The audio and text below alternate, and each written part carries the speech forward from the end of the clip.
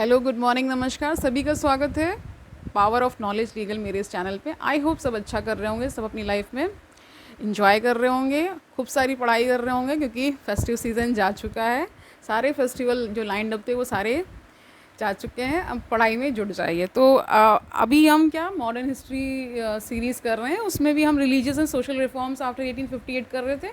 3-4 दिनों से यही चल रहा है। तो अभी इसमें लास्ट टॉपिक क्या बचा हुआ है, स्ट्रगल अगेंस्ट कास्ट। तो उस कास्ट के अगेंस्ट जो स्ट्रगल किया गया उसके बारे में बताया गया, फिर ये चैप्टर कंप्लीट हो जाएगा। तो आज हम इसे कंप्लीट कर लेंगे। शुरू करते हैं आज का session. Let's get started.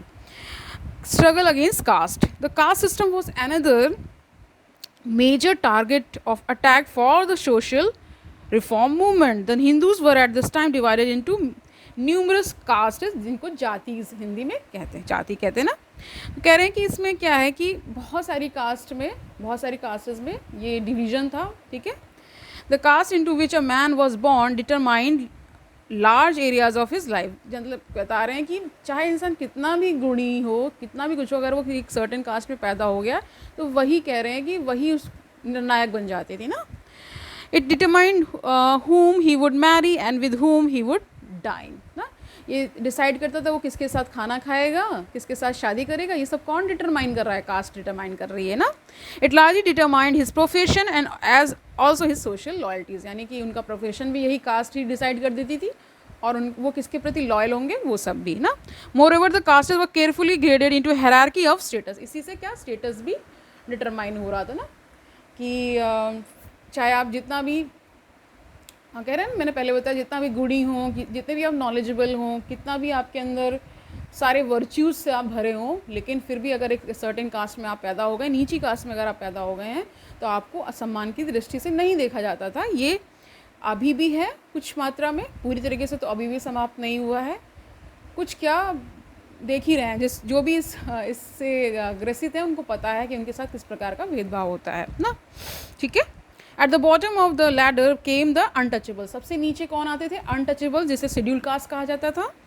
As they came to है ना, as they came to be called later, who formed about 20% of Hindu population, जो कि उस समय 20% पॉपुलेशन ऐसी थी ना शेड्यूल कास्ट वाली।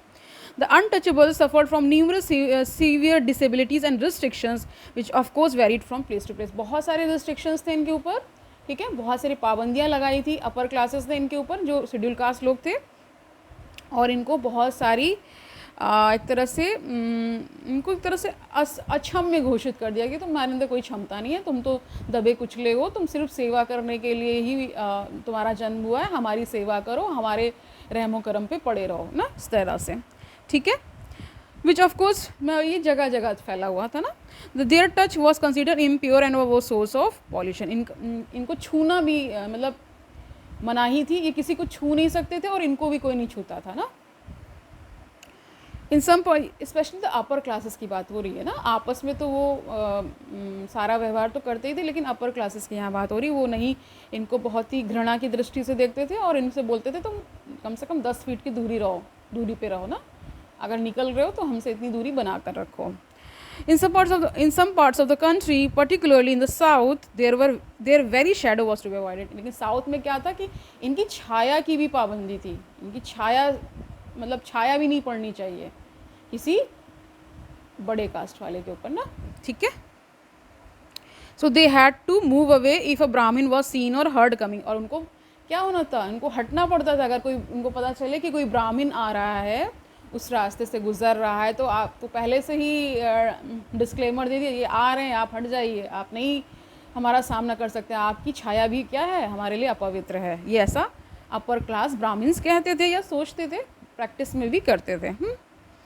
ही could not draw water from the wells and tanks use by higher caste. वो जो हायर कास्ट टैंक्स, ट्यूबवेल्स है ना, वेल्स यूज़ करते थे, कुआं ना, नलकूप जो भी यूज़ कर रहे हैं, उनका इस्तेमाल ये अछूत लोग नहीं कर सकते थे ना।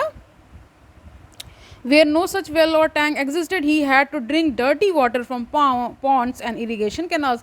और जहाँ ऐसे कुएँ या ऐसी चीज़ें उपलब्ध नहीं थी, तो वहाँ उन्हें इन नीची कास्ट वालों को क्या करना पड़ता, गंदा पानी पीना पड़ता था ना, ठीक है, जैसे कि तालाबों से और जो इरिगेशन कैनाल्स होते थे ना, नहर वगैरह। He could not enter the Hindu temple or study the शास्त्र ना। इंग्लिश में शास्त्रार्थ कहा जाता है ना, हिंदी में शास्त्र है।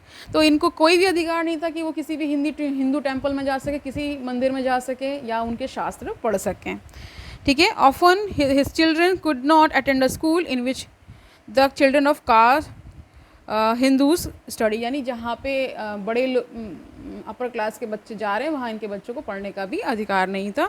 Public services such as police and the army were close to him, the untouchables were forced to make up menial and other such jobs which were considered unclean, for example scavenging, shoemaking, removing dead bodies. इनको क्या अधिकार था, इनको अच्छी jobs लेने का अधिकार नहीं था। ये कैसे काम करते थे, जैसे कि स्कैवेंजिंग का काम है ना, जैसे नल नाले साफ़ करें, यानी कोई डेड बॉडी किसी भी जानवर की मरे हुए जानवरों को हटाना ना, उनको क्लीनिंग करना, ठीक है। जो मर गए जानवर उनकी स्किन उतारना ना, उन्हीं को बोलते हैं ना चर्महार जिसे बोलता था इससे, ठीक है। टैनिंग हाइड्स एंड स्किन्स, वही जो मैंने बताया। यूजली डिनाइड वर्ष ओनरशिप ऑफ लैंड, उनको कोई लैंड का भी अधिकार नहीं था। Many of them worked even as tenants at will and field labour की तरह काम करेंगे, सारा काम वो करेंगे, लेकिन क्या होगा, सारा जो उसका प्रोड्यूस है और उससे जो धन कमाया जाएगा वो सारे अपर क्लास लोग ले लेंगे, ठीक है। British rule released many forces which gradually undermined the caste system, ठीक है। The introduction of modern industries, railways and buses and growing urbanization made it difficult to prevent mass contact among persons of different caste. देखिए British rule ने क्या किया, धीरे धीरे क्या हुआ, कास्ट सिस्टम को थोड़ा सा कम हुआ ना। कैसे कम हुआ कि अब मॉडर्न इंडस्ट्रीज आ गई हैं ना, रेलवेज़ हो गई, बसेज हो गई हैं, अर्बनाइजेशन बढ़ रहा है ना, नगरीकरण बढ़ रहा है, तो क्या हो रहा है उससे कि एक दूसरे का कांटेक्ट अवॉइड नहीं हो सकता है ना। साथ में मान लो बस में चढ़ रहे हैं तो टच तो हो ही जाएगा, रेलवेज़ में जा रहे हैं तो इस तरह की चीज़ें हुई, तो धीरे धीरे थोड़ा थोड़ा ये कम हुआ, स्पेशली इन द सिटीज़ में ज़्यादातर। Modern commerce and industry open new fields of economic activity to all. For example, a Brahmin or upper caste merchant could hardly miss the opportunity to trade in skins or shoes, nor would he agree to deny himself the opportunity of becoming a doctor or soldier. कुछ industries लगने लगी तो इन industries में फ़ायदा भी है, तो ऐसा काम वो करवाने लगे, ठीक है। तो उनके कांटेक्ट में भी लोग आने लगे। डॉक्टर्स और सोल्जर तो अपर क्लास बन ही रहे थे, इसके अलावा वो इंडस्ट्रीज़ वगैरह भी लगा रहे थे और बहुत सारी ऐसी चीज़ें भी कर रहे थे जो वो पहले नहीं कर रहे थे ना। Free sale of land upset the caste balance in many villages. देखिए फ्री सेल ऑफ लैंड होने लगा, यानी कि खुले में ही लैंड को बेचा जाने लगा, ठीक है। तो इससे क्या हुआ कि जो कास्ट सिस्टम का जो बैलेंस था वो अवॉइड होने लगा, वो डिस्टर्ब हुआ ना। The close connection between caste and vocation could hardly continue in modern industrial city in which the profit motive was increasingly becoming dominant. यानी अब क्या हो रहा है, अब इंडस्ट्रीज़ लग रही हैं तो वहाँ पे प्रॉफिट मेकिंग को क्या एक मेन उनका मुद्दा बन गया है, तो अब ये सब थोड़ा चीज़ें पीछे हो रही हैं ना। In matters of administration the British introduced equality before law. अब यहाँ पे इक्वलिटी बिफोर लॉ भी आ चुका है ब्रिटिश एडमिनिस्ट्रेशन में, तो क्या हो रहा है, took away the judicial functions of caste panchayat and gradually open the doors of administrative services to all castes. यहाँ पे क्या हो रहा है, जुडिशियल फंक्शंस कास्ट पंचायत की ले ली गई है, यानी कि जो उन्हें न्याय करने का अधिकार था वो छीन लिया गया है पंचायतों से, और ग्रेजुअली क्या कर दिया गया, धीरे धीरे क्या कर दिया गया है, एडमिनिस्ट्रेटिव सर्विसेज को भी खोल दिया गया सारी कास्ट्स के लिए, ठीक है। इसीलिए थोड़ा थोड़ा तो श्रेय जाता ही है अंग्रेजों को ये सब थोड़ा थोड़ा कम करने के लिए ना। Moreover, the new educational system was wholly secular and therefore basically opposed to caste distinctions and the caste outlook. अब धीरे धीरे क्या हो रहा है, इंडिया सेकुलर हो रहा है ना, और ये कास्ट सिस्टम में भी जो चीज़ें हैं वो थोड़ी थोड़ी कम हो रही हैं, और ऐसी ऐसी नीतियाँ बनाई जा रही हैं जो कि इनके अपोजिट हैं, यानी कास्ट के अपोजिट हैं, okay. As modern democratic and rationalist ideas spread among the Indians, they began to raise their voice against the caste system. नए नए आइडियाज़ पनप रहे हैं, रैशनलिस्ट लोग आगे आ रहे हैं ना, तो ये क्या अपनी वॉइस रेज कर रहे हैं कास्ट के अगेंस्ट, ठीक है। द ब्रह्मो समाज, द प्रार्थना समाज, the Arya Samaj, the Ramakrishna Mission, the theosophist, the social conference and nearly all great reformers of the 19th century attack. ये सारी संस्थाएं क्या कर रही हैं, कास्ट सिस्टम पे अटैक कर रही हैं, क्या कर रही हैं, अटैक कर रही हैं, ठीक है, और कह रही हैं कि कोई कास्ट सिस्टम नहीं होना चाहिए। बहुत पुरजोर विरोध ये सब लोग कर रहे हैं, ठीक है। Okay, fine. Even though many of them defended the system of 4 varnas, they were critical of the caste jati system. In particular, they condemned the inhuman practice of untouchability ना, जो अछूत लोग हैं, यानी कि जो नीचे से शेड्यूल कास्ट हैं या उनके बराबर जो जातियाँ आती हैं, उनमें क्या हो रहा है, उनके वो आपस में तो इसके प्रति जागृत हो ही रहे हैं, लेकिन जो इसमें भी जो अपर क्लास में भी जो जगा हुआ इंडियन है वो क्या कह रहा है कि ये सब बंद होना चाहिए, और ये जो प्रैक्टिस है अछूत वाली ना, छूते नहीं थे, तो उसको बंद होना चाहिए ना, ठीक है, okay. They also realized that the national unity and national progress in political, social and economic fields could not be achieved so long as millions were deprived of their right to live with dignity and honor. उनको समझ में आ रहा था कि millions of people, लाखों लोग ऐसे यहाँ पे हैं जिनको dignity नहीं है, यानी कि सम्मान से रहने का अधिकार नहीं है, कोई उनके पास honor नहीं है, और अगर ऐसा ही चलता रहा और इतनी disunity रही तो हम कभी देश को आज़ाद नहीं करा पाएंगे। इसलिए वो इस सिस्टम पे कह रहे थे, कड़ा प्रहार कर रहे थे ना, ठीक है। The growth of the national movement played a significant role in weakening the caste system. जैसे जैसे राष्ट्रवाद बढ़ा तो ये कास्ट सिस्टम कमज़ोर हुआ ना। The national movement was oppose to all those institution which tended to divide the Indian people. जो डिवाइड कर रहे थे लोगों को, उनको क्या किया जाएगा, उनको एक तरह से उनके खिलाफ चीज़ें लाई गई ना, ओके। तो अब क्या हो रहा है, कॉमन पार्टिसिपेशन, पब्लिक डिमॉन्स्ट्रेशंस है ना, जगह जगह वहाँ एक तरह से वो अपनी अपनी बातें रख रहे हैं, जुलूस निकाल रहे हैं, इस तरह की चीज़ें कर रहे हैं ना। तो क्या कर रहे हैं, बहुत से जाइंट पब्लिक मीटिंग्स हो रही हैं, सत्याग्रह हो रहा है ना। तो इससे क्या हुआ, कास्ट कॉन्शियसनेस को नीचे वो गिरी ना, उसकी जो चेतना थी वो नीचे गिरी ना।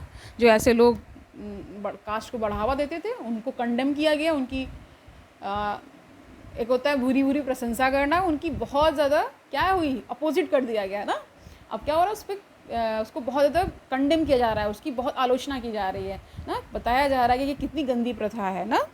In any case those who were fighting for freedom from foreign rule in the name of liberty and equality would hardly support the caste system, which was totally opposed to these principles. Thus from the beginning the Indian National Congress and in fact the entire national movement opposed caste privileges and fought for equal civic rights and equal freedom for the development of the individual without restrictions of caste, sex or religion. यानी कि caste, sex और religion के base पे कोई discrimination नहीं होगा। ये INC यानी इंडियन नेशनल कांग्रेस का स्टार्टिंग से ये नारा था कि इन सब चीज़ बेसिस पे डिस्टिंक्शन नहीं होगा, कोई भेदभाव नहीं होगा, और सब एकजुट होकर के क्या देश की आज़ादी के लिए लड़ाई लड़ेंगे, ठीक है। All his life Gandhi ji kept the abolition of untouchability at the forefront of his public services. In 1932 he founded All India Harijan Sabha for this purpose. देखिए गांधी जी हमेशा ही छुआछूत का विरोध करते थे, और 1932 में इन्होंने क्या बना दिया, ऑल इंडिया हरिजन संघ ना। ऑल इंडिया हरिजन संघ का बन रहा है 1932 में बन रहा है, ठीक है। His campaign for the root and branch removal of the untouchability, ये एक तरह से जड़ से ही इसको हटा सके, इसलिए इन्होंने इस तरह का संघ बनाया।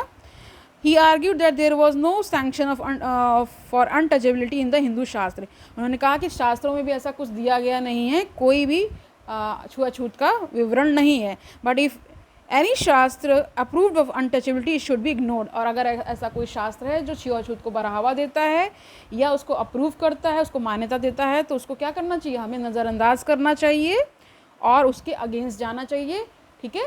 जो ह्यूमन डिग्निटी यानी कि नॉर्मल जो ह्यूमन को सम्मान मिलना चाहिए, अगर उसके अगेंस्ट भी कोई शास्त्र है तो उसके हमें क्या करना चाहिए, इग्नोर करना चाहिए, उसको बिल्कुल भी मत पढ़िए, ठीक है, ठीक है। Truth he said could not be confined with in the covers of. उन्होंने कहा सत्य जो है वो किसी बुक के अंदर नहीं होता है, उसके अंदर नहीं कन्फाइन करके हो सकता है ना। सत्य क्या है, खुला होता है ना, ठीक है। अब देखिए यहाँ पे महाराष्ट्र का सीन देख लीजिए क्या हो रहा है महाराष्ट्र में। In Maharashtra in the second half of the 19th century Jyotiba Phule, बहुत पॉपुलर नेम है, इनकी किताब मैं आजकल पढ़ रही हूँ, ठीक है, गुलामगिरी, ठीक है। तो Jyotiba Phule born in lower caste family led a lifelong movement against brahmanical यानी ब्राह्मण्स के अगेंस्ट उन्होंने बहुत सारा आंदोलन खड़ा किया, एक तरह से उसको ज़िंदगी भर लड़ते रहे, ठीक है। Authority as part of his struggle against upper caste domination, जो कि अपर कास्ट बहुत डोमिनेट करती थी, उसके अगेंस्ट उन्होंने सारा अपना जीवन खपा दिया। He regarded modern education as the most important weapon for the liberation of the lower castes. यानी उन्होंने कहा कि जो ये एजुकेशन है, जो मॉडर्न आइडियाज़ हैं, यही क्या कर सकते हैं, हमें इस दलदल से निकाल सकते हैं। कौन सी दलदल, ये जो छुआछूत की दलदल है, ये जो अपर कास्ट हमारे ऊपर शासन करते हैं, हमें प्रताड़ना करते हैं, इनसे अगर लड़ना है तो हमें पढ़ाई करनी होगी, हमें एजुकेशन लेनी होगी, ये वो कहते थे। He was the first open several school for girls and lower caste, वो पहले ऐसे थे जो जिन्होंने गर्ल्स के लिए स्कूल खोला और लोअर कास्ट के लिए स्कूल खोला। ही वॉज, ठीक है, doctor B M Ambedkar who belong to the one of the schedule caste. Ambedkar भी शेड्यूल कास्ट में भी बहुत सारी कास्टेज होती हैं, उनमें से एक कास्ट को वो बिलोंग करते थे। उन्होंने भी सारा जीवन अपनी क्या कर दिया, कास्ट के अगेंस्ट सारा अपना जीवन खपा दिया, इस पर लड़ाई करते रहे, ठीक है। He organise the All India Scheduled Caste Federation for the purpose, इन्होंने All India Caste Scheduled Caste Federation खोला। किसने खोला? अम्बेडकर जी ने। और गांधी जी ने क्या क्या बनाया था, क्या खोला था? ऑल इंडिया हरिजन संघ ना, उसकी फाउंडेशन रखी थी, ठीक है। He organised All India Caste Scheduled Caste Federation for this purpose. Several other scheduled caste leaders founded All India Depressed Classes Association in Kerala. Sri Narayan Guru organized a lifelong struggle against the caste system. Narayan गुरु ने भी केरला में ऐसा ही struggle किया caste system के against, ठीक है। He coined the famous slogan, कौन सा स्लोगन दिया? One religion, one caste and one God for mankind, यानी एक ही धर्म है, एक ही जाति है, एक ही गॉड है, किसके लिए? मानवता के लिए, ठीक है। In South India, non-Brahmins organized during the 1920 the self-respect movement to fight the disabilities which Brahmins had imposed upon him. अब देखिए 1920 में साउथ इंडिया में सेल्फ रिस्पेक्ट मूवमेंट चल रहा है। सेल्फ रिस्पेक्ट मूवमेंट किसके अगेंस्ट था? कास्ट के ही अगेंस्ट था। Numerous Satyagraha movements were organized all over India jointly by the upper and depressed classes. ना कास्ट एक क्लास बन गई थी उस समय, ठीक है। तो इन सारे लोग क्या कर रहे हैं? इनके अगेंस्ट अपना एक मोर्चा खोल दिया है उन्होंने, ताकि ये कास्ट का जो दंश वो झेल रहे थे उससे वो बाहर आ पाए ना। और उन्होंने क्या किया? जो भी बैन था टेम्पल्स में जाने का, नहीं रोक जो थी वो सारी उन्होंने हटाई, मंदिरों में वो जाने लगे, है ना, ठीक है। The struggle against untouchability could not however be fully successful under the alien rule, ठीक है। जब तक ब्रिटिश रहे उतना ये मतलब इतना अच्छे से वो नहीं हो पाया, लेकिन फिर भी कुछ तो चेंज आया ही, क्योंकि अगर कोई आंदोलन खड़ा हो रहा है तो उसका कुछ ना कुछ तो आउटकम होता ही होता है। The foreign government was afraid of arousing the hostility of the Orthodox section of the society. Only the government of free India could undertake a radical reform of society, यानी कि इसमें कह रहे हैं कि जो फ्री इंडिया हुआ ना, ये जो भारत देश जब आज़ाद हो गया तब इसके प्रति थोड़ा और जागरूकता लाई गई कि ऐसा कोई सिस्टम ना रहे, कोई भी छुआछूत ना रहे। Moreover the problem of social uplift was closely related to the problem of political and economic uplift. उनको पता था कि जो सोशल अपलिफ्ट है, यानी ऊपर जो जाने का, सामाजिक रूप से अगर ऊपर जाना चाहते हैं तो हमें पॉलिटिकली भी ऊपर जाना होगा और इकोनॉमिकली भी ऊपर जाना होगा ना। इकोनॉमिक्स सबको पता है कि जब तक पैसा नहीं होगा और अच्छे से हम पढ़े लिखेंगे नहीं तब तक हम नहीं ऊपर जा सकते। For example economic progress was essential for raising the social status of the schedule castes, यानी कि इन जो शेड्यूल कास्टेज का सोशल स्टेटस कैसे ऊपर होगा? जब अच्छे से कमाएंगे, अच्छे से पढ़ाई लिखाई करेंगे तो उनका स्टेटस बढ़ेगा। So also were the spread of education and political rights, और इनको अपनी पॉलिटिकल राइट्स के प्रति चेतना जगह दी जाएगी और वो जागेंगे तभी ऐसा कुछ हो सकता है ना। The constitution of 1950 has provided the legal framework for the final abolition of untouchability, यानी कि जो कॉन्स्टिट्यूशन आया 1950 में उसने पूरी तरीके से इसको छुआछूत को समाप्त कर दिया, ठीक है।